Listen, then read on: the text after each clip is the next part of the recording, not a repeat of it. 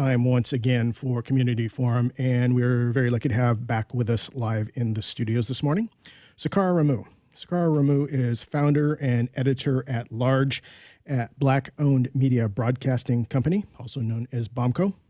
She first published in 2001 and in 2007 started writing the Sable Verity social commentary, which was carried amongst other local outlets on KBCS Radio and Real Change News. And she is here to talk about the June 18th SPD shooting death of Charleena Lyles. Sakara, thank you very much for coming and spending time with us this morning. Thank you for having me. So start out, tell us, for those that are unfamiliar, a little bit about BOMBCo. BOMBCo was started in 2016 to focus on reclaiming and enhancing the media narratives that impact Black and other people of color's lives in the Pacific Northwest, specifically King County and Seattle area. So anything and everything. And we had just, you'd just been on the show 2 or 3 months back about your series, Under the Red Line. Right, exactly. And Under the Red Line is a podcast series so far has touched on, unfortunately, some unsolved murders. We have a new series coming up called Inquest, and I'm sure we'll have some time to hopefully talk about that before the end of the show. All right. So Sunday, June 18th, Seattle Police Department was shot and killed. Charleena Lyles, a Northeast Seattle resident. BOMBCo produced the first insightful article about that shooting death, hoping that you can talk about the event and what you've learned so far about that event. Well, I first learned about it on Twitter from a reporter on the East Coast, actually. I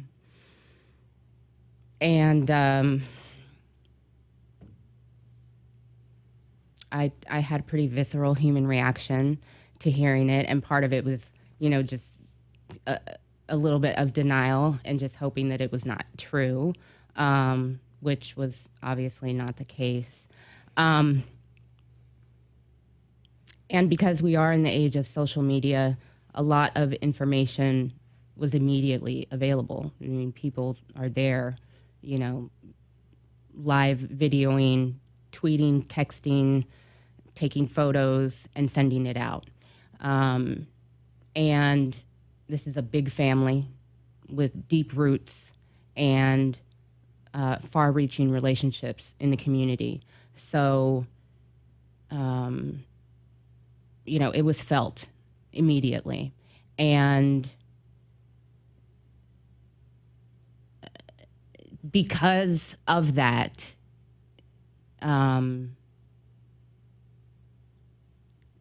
pretty much known off the bat, unfortunately, that something here had gone drastically wrong with Miss Lyles. And so it just became a process of starting to, immediately look at not only what is the community pipeline of information, but then also looking at what is the official pipeline of information, and then also looking at what is the media narrative pipeline of information, and trying to ascertain what is fact, what is fiction, what are things we need to flag. What absolutely happened was a woman was shot to death in her home in front of her children, and it should not have happened. And before we went on air, I played with you an interview that I had with Sergeant Whitcomb, part of it, with the Seattle Police Department not long after this happened. And, we'll be getting back to that, down the line with Under the Red Line. But I don't think there was any question across the board immediately that there was a problem. And that the department saw it that way and continues to see it that way, which is why, they've taken some pretty unprecedented steps in releasing information in the midst of an ongoing investigation, which does not happen. It just simply doesn't happen, whether an officer is being investigated or we're talking about a murder in the city or any other violent crime. When there's an ongoing investigation, it's an ongoing investigation, and the policy is they don't release information. But there, this is a 1 + 1 = 2 situation. It should not have happened. She should be alive.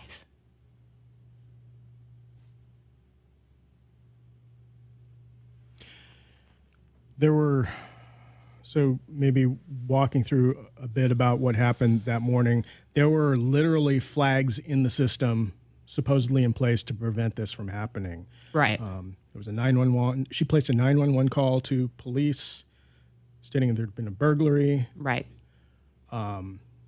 During the call, they determined that the burglary was not in progress. Right. So not high priority there. Right. In a way. Right. Not a home invasion robbery. To my understanding, she had gone to the store, and I think she said that she had left her apartment unlocked, which is not necessarily uncommon in these kinds of communities. If you're going to run to the corner store, which is right there, you're going to grab your kids, go do your thing, and come right back. You're in a locked building. So presumably a couple minutes, it's like going to get your mail. So, but yes, there was a flag in the system. And I think everybody, myself included, but especially media, we want to be sensitive to whatever Miss Lyles' experience was, and whomever she was as a person. The media is quick to cast people after they're dead and can't speak for themselves. And they've never known them, never observed their lives, don't know their personality, don't know their struggles, don't know their joys and successes. And so there's been a great emphasis on, in the media in particular, this woman was mentally ill, and that somehow automatically equating with violent behavior, which is just a dangerous notion to cast, because that's not the case. But nevertheless, she was flagged in SPD's system. And as somebody who had incidents of violence stemming from mental illness. And that is significant because of who responded, the information that they had when they responded, which, if people have listened to the audio of the officers, about 10 minutes of audio was released by the department fairly quickly. If they listen to that, they can hear the officers reviewing information in their database, in their laptops, in the car, discussing Miss Lyles, and then also referring to an incident that had happened on June 5th, which was very similar to what the officers allege happened on the June 18th incident that resulted in them shooting her to death in front of 2 of her children. And so, one of the things that I put forth in a letter from the editor is that they really should not have gotten out of the car to begin with. They were not equipped to respond to the call. And they should have known that. It's evident by the information, by listening to them, they released, SPD released a screenshot of that specific information to the public, so that we could see what that key information was that officers had. And that, aside from, or especially because of the training they had in crisis intervention and the emphasis on less lethal options in cases when we're dealing with people that are living with mental illness, they should have never gotten out of the car. And that is why this should have never happened, because they were not equipped to respond to the call. And there was a great deal of communication between the officers, but there actually was some assumptions made. These were not partners. So they kind of had peripheral knowledge of what each other was equipped to be able to do in that kind of situation, but they didn't necessarily check that with each other. And by the time they figured it out, it was too late. So when you say not equipped, you mean that both figuratively and literally in this case. Figuratively and literally. One of the officers was what is called taser trained. And there is a whole departmental process and divisions and units and oversight in the department that has to do with taser training. And an officer can be dispatched to an incident based on the fact that they are taser trained. And this is not necessarily anything the department has put forward to me. This is me investigating, putting pieces together, and very carefully reading the transcripts of the interviews that have been released, which I think for the average resident is kind of confusing when you read through it. But if you give it a couple passes, you start to understand the language and the conversation and what is being emphasized in the conversation. And in the interview with Officer Anderson, what is being emphasized in that conversation is, where is your taser? Now, the media has jumped to the conclusion, based on policy, that a taser would not have been used in that situation, typically because only 2 officers were present.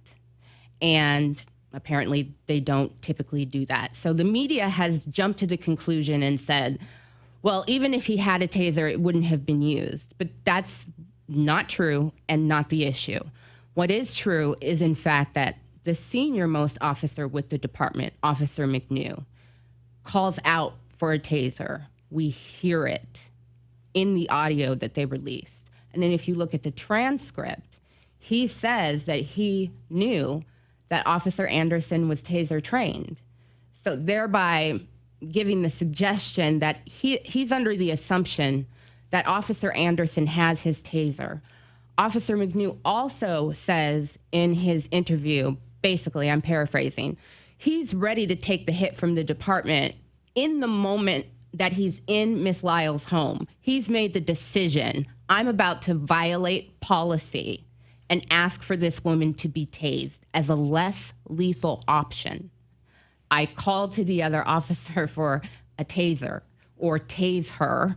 There's some discrepancy there of whether or not he was yelling the word taser or tase her. Nevertheless, he clearly is under the assumption, because Officer Anderson is taser trained, that he has a taser. And Officer Anderson should have been carrying a taser. He was not carrying a taser. He says it malfunctioned and or the battery died, and that he had put it in his locker. The problem with that is, and when you really read the transcript of the inquest and you look at what everybody questioning really wants to get to on that, is that it would appear that he failed to notify the proper channels in terms of what it means to be taser trained and whether or not everybody is fully aware that you do not at the moment possess a taser. You've put it in your locker and you've replaced it with pepper spray. Now, he says, to be fair, that he did tell some people, but he is explicitly asked if he told more authoritative units that specialize in this and make sure that everybody's in the know on who has what kind of equipment, and he did not. So that resulted in the department referring the issue to OPA to review that what appears to be failure on the part of the officer to alert the department appropriately that he did not have that proper, less lethal weapon on him and had not. So theoretically, if he had gone through channels and alerted the different people at SPD, they would have had that in their database and dispatched someone else to accompany the other officer? It's possible. It's possible. I mean, it's an assumption that he was dispatched. Yeah, I don't know. It's an assumption that he was dispatched, but because he was taser trained.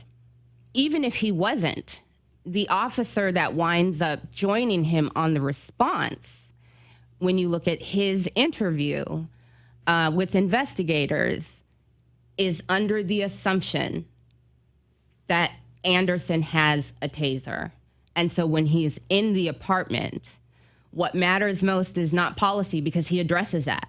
I was ready to let that go and tase and called for her to be tased. And he didn't have a taser. And I believe you were the first to write that he did, that they both, though they didn't have a taser with them, they did have other less lethal weapons with them that potentially could have been used. Right. There seems to be some discrepancy in statements, to my understanding, between what Chief O'Toole said and what, not only what I was told by the department prior to the release of the transcripts, but then is confirmed in the transcripts that at least Officer Anderson had a baton to his chest and pepper spray. But interestingly enough, one of the things that really stuck out to me initially is this shooting, allegedly, the officers say, happened in defense of Officer McNish's life. Officer McNish initial reaction to allegedly seeing a knife or knives and her arm going up with allegedly a knife or knives in it was to duck. It wasn't to pull a gun. It wasn't to tase her. It was to duck. That sticks out to me. Of, you're in a different room, you're separated by a little island, a little peninsula, and your reaction is to duck. It calls into question the level of perceived threat versus actual threat. If you can just simply duck versus shoot someone.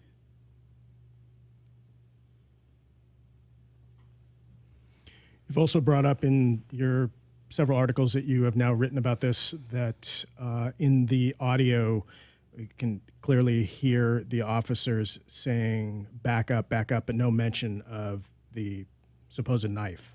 Right. Yeah, that struck me just because usually, just per training, per policy, even when officers are looking at and staring at the same thing, when a weapon is produced, they audible on that. You know, sports folks know what I'm talking about. They call an audible. They shout it out. Knife, gun is usually what you hear. Gun. Sometimes it's a cell phone, but gun or knife or something to indicate that a weapon has been produced. And it's striking that you don't hear that in the audio. So just about 10 minutes left. So how does this compare with Seattle Police Department's handling of, for instance, the John T. Williams incident that was, I believe, 2010? Right. Well,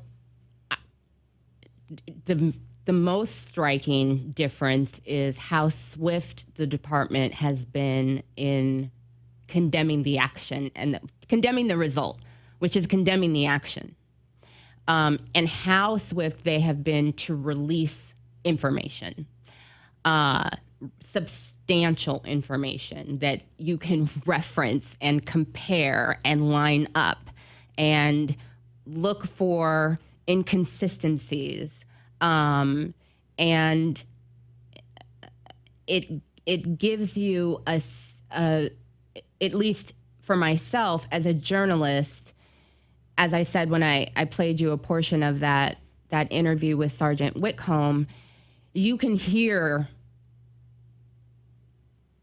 the unequivocal position in his voice, that this is unacceptable and why it's unacceptable. And that they arrived there so swiftly, I don't think they're necessarily going to move away from that, regardless if a weapon was produced or not. And so to see that then, that interview was done before, I think only at that time was the audio of the officers released, possibly. But that interview was very early on. And so then to see this additional information come out and be able to read the transcripts and understand how things were supposed to go, it affirms that they were able to arrive at certain determinations very quickly. And the department suffered a great deal with the John T. Williams situation. That was another situation that should not have happened. And I think departmentally, you have the chief's office, you have the police department, and then you have the union. And the union is always going to protect officers. The department is always going to give the optics of, the blue line, shoulder to shoulder. The chief's office is always going to cover. What we've seen here is the chief's office is politicking and covering. The department is representing the department, and the officers are represented by the union. Whereas with John T. Williams, the department held and displayed and expressed, often through, mischaracterizing Mr. Williams in some kind of way, blaming the victim in some kind of way, but defending, former officer Ian Burke in such a way that should not have happened. It's like they held that solidarity too long when everybody else could see what happened and forecast what was going to happen in the future. So I think they learned from that to a certain extent, not to say that they should not still be under a microscope here and should not be questioned. But they certainly, I think, learned from that and learned that it doesn't help them when they come to certain specific determinations within their own investigatory process to not put that out to the public immediately and just let it sit for what it is. Let it speak for itself. So SPD has modified a little bit its way of handling this so far. How about the corporate media so far, their way of handling things? Well, I can't say what I've said privately. It's not fit to air. But I think corporate media's coverage has been, and even the most hipster, seemingly progressive media outlets, I think it's been deplorable across the board. I think, the optics on the front page of our daily papers and the way they're casting Black people, the Black community, the Lyles family, I think is very unfortunate. There's a lot of, unfortunately, with the media right now, there's a lack of due diligence in some of the reporting where just things are just not true. And I think they're kind of caught up in a wave of something that they've kind of lost the compass of being objective in this situation, and also not being so disgustingly exploitive of this family and this community. It's real easy and tempting to just jump on the department. They can't breathe right now. They can't do anything right now. But they also still are an access point of information and accountability. And if there's not a due diligence in reporting, we all suffer. And particularly communities suffer who are looking for factual information on what happened, what happens now, and why. And, we have yet to get to that.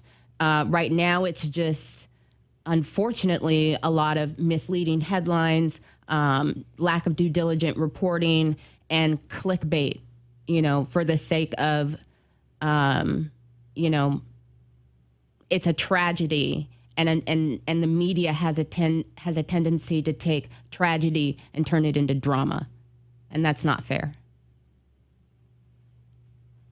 And yet they have a wealth of resources compared to a person like yourself, Right. who seems to be digging up more information, more facts than our multi-local corporate media outlets. Right. Well, but the other thing is, I do have the luxury to be a little patient, because I've had people say, why aren't you publishing more? Why aren't you publishing more? Well, we will when it's an appropriate time to do so. We know what some of the main questions are that people have. We know about, some stories and rumors and accounts of, another theory of what happened. And I'm not going to get into that because I don't think it's fair to do so. But it's not fair to put something out for the sake of putting something out. It's honorable and ethical to wait and make sure you've done your due diligence before you put something out. And, while we're talking about the media, I would say the same thing for electeds and people running for office. There have been some electeds this past week that have made promises to communities that they weren't in a position to make. And then blamed that on other people. Really politicizing the issue for their own, gain for their platform and being able to take credit for things. And certain candidates putting themselves in positions and really kind of, you can't separate yourself out from candidate to community compassion to community, leadership when you're running for office. And I don't think that, electeds and or candidates are being really fair and responsible to the situation and to the families. And I see, empty promises, broken promises, and, dysfactual information of saying, well, if I were in office, I would do. Well, you actually can't do that in your position. So don't promise that to people who may not know better and then are pinning a hope on you to be able to save people's lives. That's, in a sense, despicable. So what are you looking at on terms of coverage in the coming weeks on this? We'll have some additional reports on this specific incident. Like I said, we've been talking to a lot of sources and trying to gather as much factual information. For Under the Red Line in particular, we have a series that is in production now called Inquest, because as we were talking before the show, this particular incident happened in Seattle, but this is a county-wide issue. We have officer-involved shootings happening, it seems, almost every week. And so it's something that, there's an intersectionality there, there's a history there, and what I have learned and what I think is really something that needs to be explored as communities start to focus less on reform just at the city level with one department and more about, preventing this from happening county-wide is understanding what the county inquest process is and is not. There's a lot of misinformation out there. Usually we hear in the media, the county inquest found a shooting justified. No inquest has ever done that because that's not what they do. So we want to really educate people on this extremely unique court proceeding that is not unlike any court proceeding in the county. What does the exec's office do? What does Executive Constantine's office do? What does the prosecutor's office do? What do the judges do? And what is the history of inquest in King County? This has an origin, and there have been changes throughout. And so we want to look at that and really explain that to people in this broader context, because definitely I think people are realizing that we need to understand this and organize around this and report on this and all of these things on a broader scale, more like a county scale. And the inquest process is usually perceived to be this empty step on a way to a predetermined, the officer was right in what they did. And that's absolutely not what the inquest process is. So we're excited to get into that. All right. Well, with that, we are unfortunately out of time. I want to thank you very much for coming in and spending time with us this morning. Thank you for having me.